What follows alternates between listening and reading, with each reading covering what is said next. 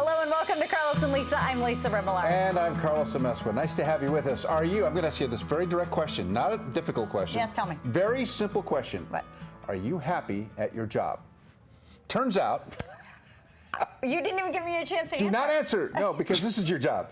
Turns out that 1/3 of U.S. workers have seriously considered quitting their jobs in the last 3 months. I'm very happy here. Well, I too am very happy here. But so, of course, that information is according to a new workplace happiness survey. So why is that? Why are people ready to just walk out on a good-paying job? Not making enough money?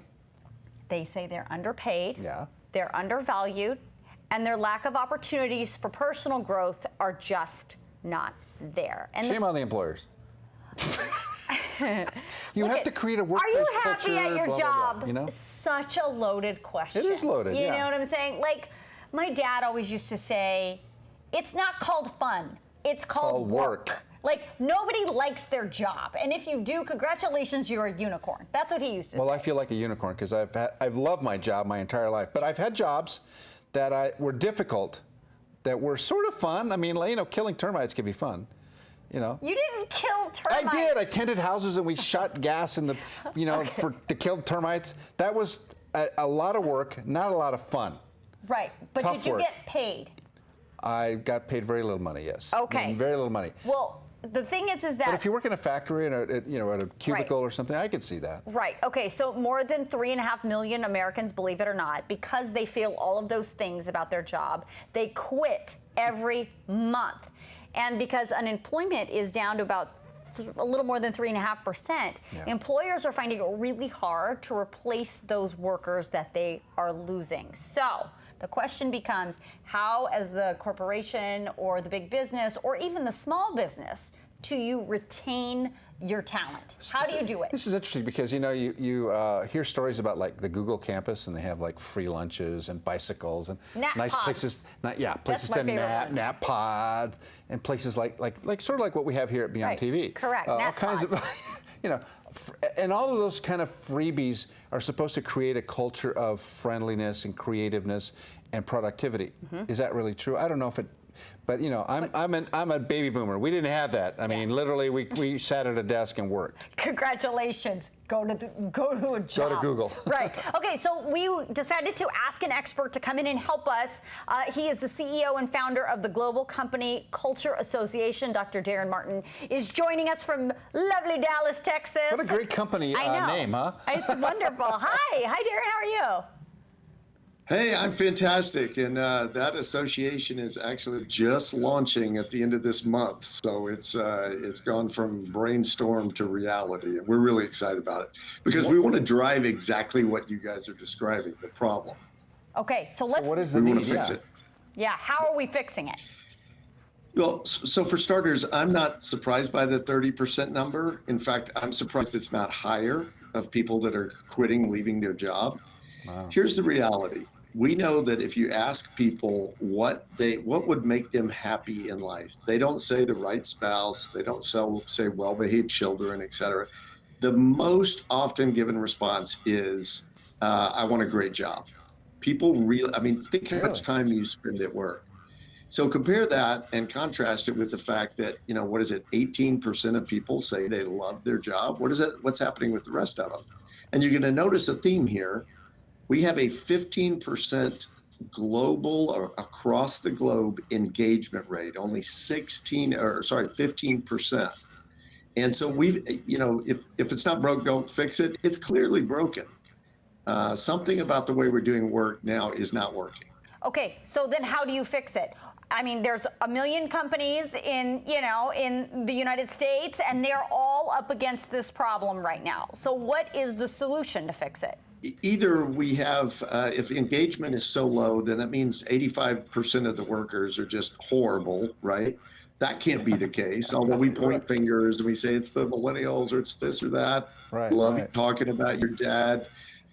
No offense. But I think those days, we just go to our job and we sucked up and we just deal with it. You know, you're getting a paycheck. Those days are not only gone, but quite frankly, I don't know they were the best of happiest of days at that point anyway, when people were working in factories and just drawing that, paycheck with their blood, sweat, and tears. So we've got to think about work very differently. Somewhere along the lines, we dehumanized that whole process. And it became very much, look at the words we use. We talk about head count. We talk about, assets. We talk about all of this stuff.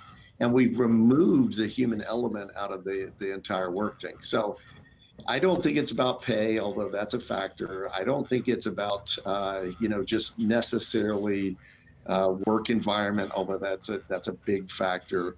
I don't think it's about scooters and, nap pods. Softball leagues necessarily, and nap pods. Although I have to say, I was in a company just this last week, the Richards Group in Dallas. It's an agency that's been around for a long time. Stan Richards wrote a book about culture 30 years ago, and they have nap rooms in there. And you say, well, that's absurd. That's ridiculous. That's soft. How is that possible? Until you do the research and find out that, for example, air traffic controllers who had a 20, 30-minute nap in the middle of their shift actually outperformed their peers by 20%. They did better. Now, I don't know about you, but if somebody's calling my plane in, I want the person that's got a 20% more edge.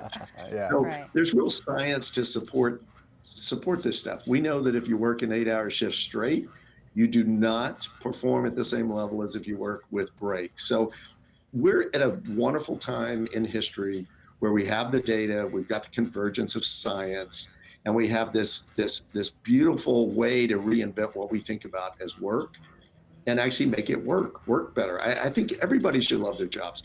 Why not have every place of work a best place to work? Real quick, because I think a small business owner that is watching right now is going to say, you know what, this sounds flowery and lovely, and of course I want my people to be happy, but quite honestly, I can't afford to, do all of these lovely things that Daren is suggesting. So how do you have to, do they need to rethink how they're thinking about their people? Or is it a matter of they do need to just put the money in to make it happen? Well, for starters, I don't think anything I've mentioned or what I think a lot of the solution is, it costs a dime, quite frankly, because what it has to do is having a conversation, engaging the workforce in such a way that you find out what they want, what they care about. And I can show you example after example. Companies, if you take care of the workforce will take care of the company. I mean, that was Herb Keller's from Southwest Airlines motto. I would tell you, I'll give you some low paying, at least in the overall picture of things. In-N-Out Burger, phenomenal culture. These are people that are selling burgers, right? And yet they've been able to be crazy successful. This is right in y'all's neck of the woods. Yeah. They've been able to be crazy successful because the people that work there are passionate about it. You've got Zappos not too far from y'all over in Las Vegas. Zappos at one point had people lined up around the block for a $12 call center job. It was easier to get into Harvard than it was to get a job at Zappos for a period of time. Right. So this isn't about going out and spending a bunch of money. I understand the small business owner. I ran my own business, a small business, for 20 years, and it's frustrating. You're going to sleep at night like, why am I the only one that cares? Part of the reason I wrote the whole book, A Company of Owners, was because you want people who act like owners. I mean, if you get that, but you have to create an environment for that to happen. And so people will ask me, well, wait a minute, how do you get people to act like owners? I said, well, you got to treat them like owners. Yeah. They've got to have a seat at the table. They've got to have input.